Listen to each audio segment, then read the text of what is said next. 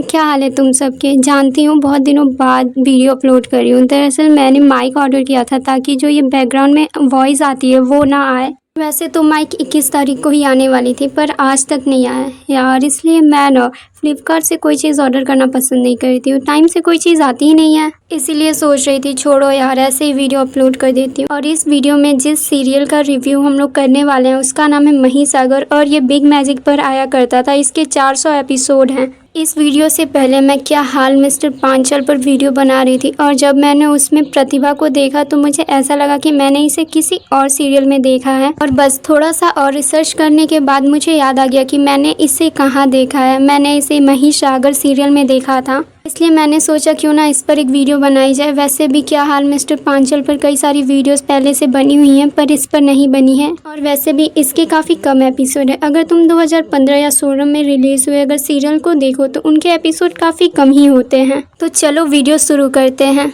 मही बिंदास, cheerful, happy soul लड़की है जिसे दूसरों की खुशियों में खुशियाँ ढूंढना पसंद है। मही अपने छोटे भाई और पिता के साथ रहते हैं। उसके पिता गांव के मंदिर के पंडित हैं और उसकी माँ इस दुनिया में नहीं है। आज मही के 10th क्लास की रिजल्ट आती है और वो 10th क्लास में 5वीं बार फेल हो चुकी होती है और ये न्यूज़ वो गांव वालों को काफ़ी खुशी खुशी दे रही होती है। लोगों में खीर बांट रही होती है और ये देख के उसके पिता काफ़ी गुस्सा करते हैं क्योंकि वो चाहते थे कि मही पास हो जाए और उसकी एक अच्छे घर में शादी हो जाए। मुझे समझ नहीं आ रहा ये लोग किस दुनिया में रहते हैं। मतलब लड़की 5 बार फेल हो गई है फिर भी उसके पास होने का इंतज़ार कर रहे हैं। हमारे यहाँ तो पहले बार में फेल होते ही उसकी डोली उठा दी जाती है। 4-5 बार फेल होने का तो सवाल ही नहीं उठता। आगे माही अपने पिता को इतने गुस्से में देखकर फेल होने का कारण बताती है। दरअसल जिस दिन एग्ज़ाम देने गई थी माही स्कूल, उस दिन ही उसके प्रिंसिपल की उसके सामने हार्ट अटैक आ गया जिसे वो बचाने की कोशिश कर रही थी। पर स्टाफ मेंबर्स उसे गलत समझ लेते हैं कि वो प्रिंसिपल को मारने की कोशिश कर रही है, इसलिए उसे एग्ज़ाम नहीं देने देते हैं। पर पहले तुम लोग मुझे ये बताओ कि इतना सब होने के बाद जो माही है वो क्या अपने फादर को ये सब पहले नहीं बताया था? क्योंकि हम लोग जब स्कूल से आते हैं और ऐसा कुछ होता है तो अपने पेरेंट्स को सबसे पहले बताते थे और ये सारी बातें खुद प्रिंसिपल आके कंफर्म करते हैं। उसके बाद माही के पिता इसे माफ़ करते हैं। माही की बेस्ट फ्रेंड है गोपी जिसने उसी के साथ स्कूल शुरू किया था, बट अब वो कॉलेज तक पहुँच चुकी है और कॉलेज से भी ग्रेजुएट हो चुकी है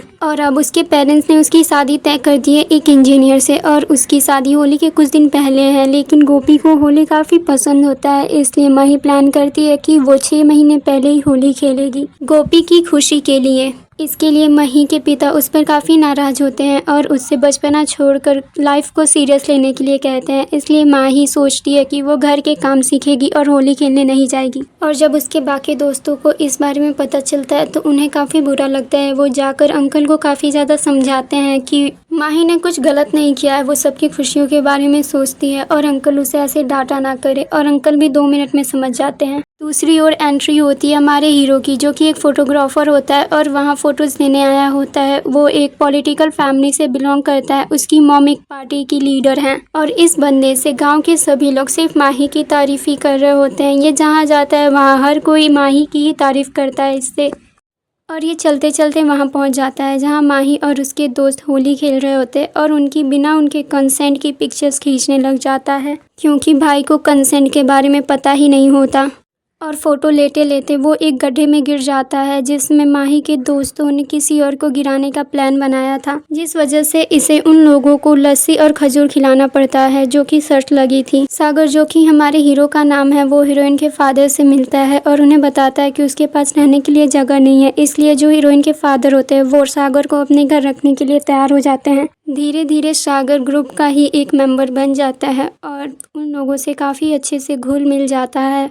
और देखते ही देखते गोपी, जो कि माही की बेस्ट फ्रेंड है, उसके एंगेजमेंट का दिन आ जाता है और माही को पता चलती है कि जिससे उसकी बेस्ट फ्रेंड की शादी हो रही है वो तो एक फ्रॉड है जो कई लड़कियों शादी करके उनकी ज़िंदगी बर्बाद कर चुका है। और ये उन्हें न्यूज़पेपर के जरिए पता चलता है, जो कि एक ठेले वाले अंकल उन्हें बताते हैं। माही पुलिस स्टेशन जाके पुलिस वालों को उन्हें अरेस्ट करने का कहती है और पुलिस वाले भी ऐसा करते हैं। लेकिन बाद में माही को पता चलता है कि जिस लड़के के बारे में वो लोग सोच रहे थे वो ये नहीं है, वो तो दिल्ली में पकड़ा जा चुका है। तो माही जाके उससे पुलिस स्टेशन से छुड़ाती है, लेकिन उससे पहले ही पुलिस वाले उस बंदे को बहुत बुरी तरीके से मार चुके होते हैं।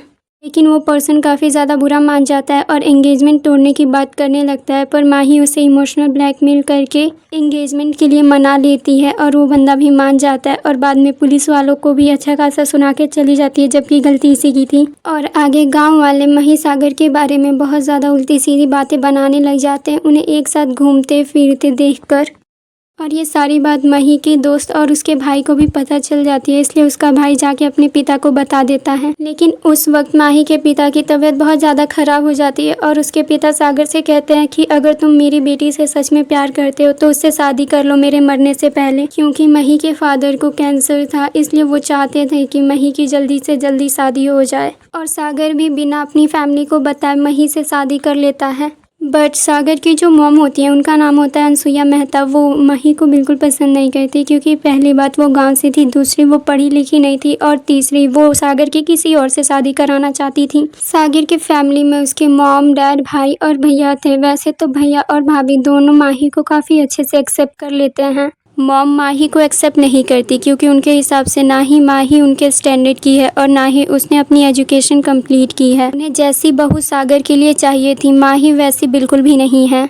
इस सीरियल में मुझे एक चीज़ समझ नहीं आई कि सागर को पता था कि उसकी मॉम कैसी हैं, तो उससे ये कैसे एक्सपेक्ट किया कि उसकी मॉम माही को इतनी जल्दी एक्सेप्ट कर लेंगी। और दूसरी तरफ मुझे माही के फादर का मतलब कुछ समझ नहीं आया कि उन्होंने एक ऐसे लड़के से अपनी बेटी की शादी करा दी जिसके बारे में वो कुछ जानते ही नहीं हैं। क्या उन्होंने इतना भी पता करने की कोशिश नहीं की कि लड़का कौन है, क्या करता है, कहाँ से आया है, इसका बैकग्राउंड क्या है, फैमिली कैसी है, ये सब बिना पता किए ही अपनी बेटी की शादी करा दी और उसे उसके ससुराल भी भेज दिया। माही बहुत कोशिश करती है कि मॉम उसे एक्सेप्ट कर ले, पर वो अच्छा करने की कोशिश में बहुत ज़्यादा ही गड़बड़ भी करती है। और एक दिन मॉम उससे कहती हैं कि वो उसे एक्सेप्ट कर लेंगी, लेकिन उनकी एक शर्त है कि माही को अपना एजुकेशन कंप्लीट करना पड़ेगा और अपने बोलने चलने के तरीके को मॉडर्न करना होगा और कपड़ों को भी मॉडर्न तरीके से पहनना होगा। माही ये शर्त मान लेती है और खुद को बदलने की पूरी कोशिश करती है, अपना एजुकेशन कंप्लीट कर लेती है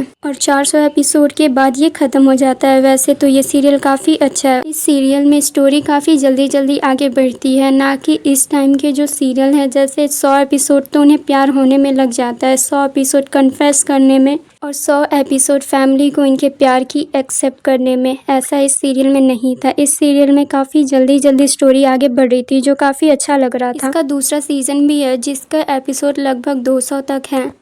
इस सीज़न में मही सागर के गांव जाते और वहां से उसकी दादी का पुतला उठा के लाते हैं जिसे कचरे में रखा गया था। पुतले को देखकर सागर की मॉम शॉक्ड हो जाती हैं। वो बताती हैं कि उन्होंने ये पुतला शमशान घाट में लगवाया था क्योंकि ये उनकी सास की आखिरी इच्छा थी, ताकि लोगों को ये सीख मिले कि हमें अपने लाइफ के आखिरी मोमेंट में खुशी खुशी जाना चाहिए। प्रॉब्लम तब शुरू होती है जब माही को दादी रियल लाइफ में दिखने लग जाती हैं और किसी और को नहीं दिखती। बाद में दादी बताती है कि इसलिए वो उसे देख रही हैं क्योंकि वो एक प्योर सोल है और वो इसलिए इस दुनिया में आई है क्योंकि वो अपनी बहू को सुधारना चाहती है, जो वो जीते जी नहीं कर पाई थी।